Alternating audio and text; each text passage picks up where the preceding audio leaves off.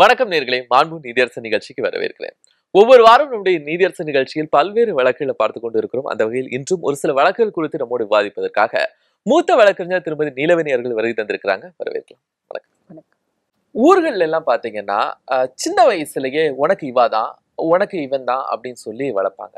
இப்படி உறவு முறைக்குள்ளேயே அப்படி பிக்ஸ் ஆன இடங்கள்ல இரண்டு நபருக்குள்ள உடல் உறவு நடந்துருது. ஆனா அந்த உடலுறவு நடந்த பிறகு இந்த ஆண் இன்னொரு பெண்ணை திருமணம் செய்து கொண்டாங்க அப்படின்னா, அதற்கு பிறகு இது என்ன கற்பழிச்சிட்டாரு அப்படின்னு சொல்லி இந்த மியூச்சுவல் கன்சர்ன்ல நடந்த இந்த உடல் உறவை ஒரு கற்பழிப்பு அப்படின்னு கொண்டு போக முடியும்.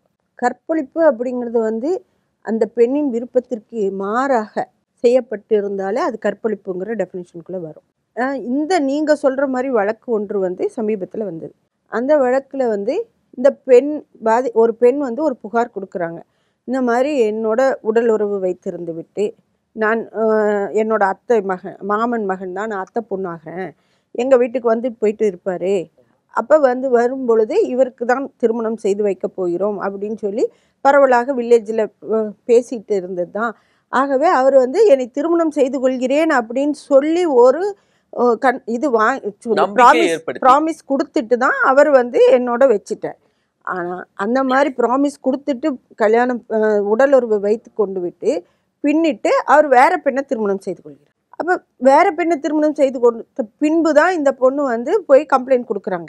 இந்த மாதிரி என்னை இந்த மாதிரி உடல் உறவுக்கு உட்படுத்தி விட்டு தற்பொழுது வேறு பெண்ணை திருமணம் செய்து கொண்டு விட்டார். அதை போய் நான் கேட்கும்போது அவங்க இன்னொரு பெண்ணை திருமணம் செய்ததுக்கப்புறம் ஒரு 3 நாள் கழித்து நான் போய் கேட்கும்போது என்னை மிரட்டுறாரு, எனக்கு கொலை மிரட்டல் விடுகிறார் அப்படின்னு சொல்லி ஒரு புகார் கொடுக்குறாங்க. ஆகவே கொலை மிரட்டல் விடுகிறார் என்பதன் சட்ட பிரிவிலையும், அப்புறம் இந்த பெண்ணை கெடுத்து விட்டார் அப்படிங்கிற 376 ரேப்புலையும், அப்புறம் சீட்டிங் 417 மூணு பிரிவுகளில் ஒரு வழக்கு பதியப்படுகிறது இந்த நபர் மேல்.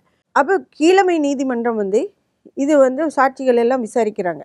சாட்சிகள் விசாரிக்கும் பொழுது கிராமமாக இருப்பதனால 2 அதாவது 3ஆம் நபர் சாட்சியம், பக்கத்து அந்த ஊரில் இருக்கிற 2 லேடிஸ் நாங்கள் ஒரு நாள் அவங்க வீட்டை கிராஸ் பண்ணி போகும்போது ஏதோ சத்தம் கேட்குதுன்னு பார்க்கும்போது இவங்க 2 பேரும் உள்ளே உடல் உறவு கொண்டு இருந்ததை நாங்கள் பார்த்தோம்.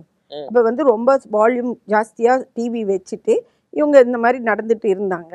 ஏன் இந்த வீடு பூட்டி இருக்கு ஆனால் உள்ள சத்தம் கேட்குதுன்னு நாங்கள் பார்க்கும்போது இந்த மாதிரி நடைபெற்று கொண்டு இருந்தது உண்மைதான் அப்படின்னு சொல்லி நாங்கள் அது தெரிஞ்சதுக்கப்புறம் அவங்க அம்மாக்கிட்டேயும் சொன்னோம். அவங்க அம்மா கிட்ட சொன்ன உடனே இந்த பெண்ணும் ஒப்புக்கொண்டு விட்டா, ஆமாம் எங்களுக்குள்ளே நடந்தது உண்மைதான், என் மாமாங்கிறதுனால கல்யாணம் பண்ணிக்கிறேன்னு சொல்லி ப்ராமிஸ் பண்ணியிருக்கிறதுனால நான் உடலுறவுக்கு ஒப்புக்கொண்டேன் அப்படின்னு சொல்லி பின்னிட்டு இவர் வேற கல்யாணம் பண்ணியிருக்கிறாரு அப்படின்னு சொல்லி சாட்சியம் 3ஆம் நபர் சாட்சியங்களும் இதில் இருக்குது. ஆகவே கீழமை நீதிமன்றம் இதை ஒரு 376 கற்பழிப்பாக இதை கருத முடியாது. மேலும் இவர் கொலை மிரட்டல் விடுத்ததற்கான சாட்சியம் எதுவும் இல்லை. ஆகவே அந்த 2 பிரிவுகள் இருந்தும் இந்த நபரை விடுதலை செய்கிறோம். எதிரியா கொலை மிரட்டல் விடுத்து ஒரு உடலுறவு நடந்து அப்படின்னா அவங்க உடனடியாக தகவலை தெரிவிச்சிருக்கணும். இல்லை, கொலை மிரட்டல் எப்போ விடுறாங்க அப்படின்னா இவர் இன்னொரு திருமணம் செய்ததுக்கு பின்னிட்டு இந்த பொண்ணு போய் ஏன் இப்படி பண்ணிட்டீங்கன்னு கேட்கும்போது விடுறதாக தான் இந்த வழக்கு. கொலை மிரட்டல் விட்டு இந்த பெண்ணை பண்ணினாரு அப்படின்னா அது 376 அட்ராக்ட் ஆயிடும். ஆனால் இங்கே அந்த மாதிரி இல்லை, ஒரு ப்ராமிஸ் கொடுத்து அதன் அடிப்படையில் ஏற்பட்டது. அதுவே இந்த வழக்கிலேயே அந்த எதிரிக்கு ஆஜரான வழக்கறிஞர் வாதாடுகிறார். அதாவது இந்த உடலுறவுக்கு பின்னிட்டு இந்த மாதிரி ஒரு ப்ராமிஸ் கொடுத்துருந்தா அது இந்த சட்டத்துக்குள்ளேயே வராது. ப்ராமிஸை கொடுத்துட்டு அதுக்கப்புறம் உடலுறவு ஏற்பட்டாதான் இவரை ஏமாற்றி விட்டாருங்கிற ஒரு கான்செப்ட் வருமே தவிர இது முன்னையா பின்னையாங்கிறது கிடையாது.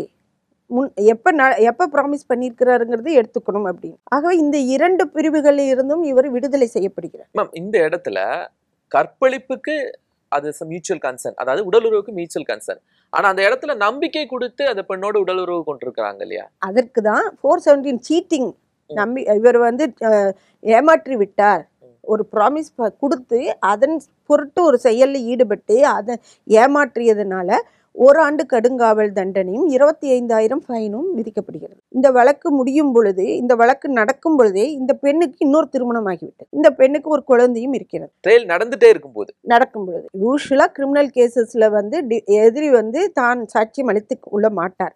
ஆனா இந்த வழக்குல ஒரு ஸ்பெஷல் கேஸா இவர் இந்த அந்த சமயத்துல இந்த மகாலட்சுமி என் மேல ஒரு வழக்கு தொடுத்ததுனால நான் அந்த மகாலட்சுமிக்கு திருமணம் செய்து கொள்ள வேண்டிய ஒரு சூழ்நிலை ஏற்பட்டதுங்கிறது மாதிரி கொண்டு போறேன் ஓகே. வழக்கு. அதாவது இப்போ திருமணம் செய்திருக்கிற பெண்ணும் தன் மீது ஒரு வழக்கு போட்டிருக்கா? வழக்கு போட்டதுனால் அதுல இருந்து நான் வந்து விடுதலை ஆயிருக்கேன். இந்த பாருங்க அந்த மாதிரி ஒரு விடுதலை பொய் புகார் ஒன்று கொடுத்து அந்த மாதிரி செட்டப் பண்ணியிருக்காங்க. ஆகவே அந்த பெண் வந்து அந்த புகார் கொடுத்ததுனால தான் நான் அந்த பெண்ணை திருமணம் செய்து கொள்ள வேண்டிய ஒரு நிர்பந்தம் ஏற்பட்டதுங்கிற மாதிரி ஒரு வழக்கை கொண்டு போகிறேன். ஆக ஆனா கூட நீ பண்ணுது சீட்டிங் தான், அதனால உனக்கு ஓராண்டு கடுங்காவல் தண்டனையும் 25,000 ஃபைனும் நீ கட்டணும். அந்த 25,000 ஃபைன் கட்டலைன்னா 3 மாத சிறை தண்டனை அனுபவிக்கணும் அப்படின்னு சொல்லி கீழமை நீதிமன்றம் தீர்ப்பு வழங்க.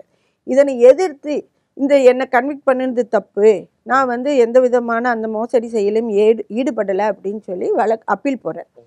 இந்த நீதியரசர் பிரகாஷ் அவர்கள் இந்த வழக்கை விசாரித்து ரொம்ப அழகாக சொல்கிறார்.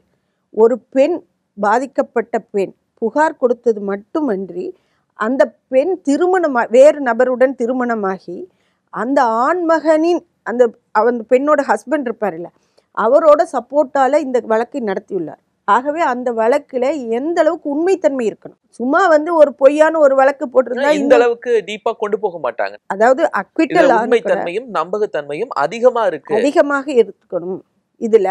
ஆகவே அக்விட் பாச்சு பாருங்க, 2 செக்ஷன், கொலை மிரட்டல் விடுத்ததும் அதுக்கப்புறம் வந்து ரேப் அப்படிங்கிற அந்த 2 செக்ஷன்லயும் அக்விட் ஆயிருக்கு. அதனை எதிர்த்து ப்ராசிக்யூஷன்ல வந்து அப்பீல் போகல. ஆகவே இந்த நீதியரசர் பிரகாஷ் என்ன சொல்றாங்கன்னா, நான் சீட்டிங் தான், ஏமாற்று நம்பிக்கை மோசடி செய்தது உண்மை, அது நிரூபணமாகியுள்ளது. ஆகவே கீழமை நீதிமன்றம் கொடுத்த தீர்ப்பானது அது உறுதி செய்யப்படுகிறது. மேலும் இந்த வழக்கில் வந்து ப்ராசிக்யூஷன் சைடு அப்பீல் வந்திருந்தா நான் அதுக்கும் சேர்த்து தண்டனை கொடுத்துருப்பேன். அது அப்பீல் வராததுனால நான் ஒன்றும் செய்ய முடியாத ஒரு சூழ்நிலை ஏற்பட்டு விட்டது.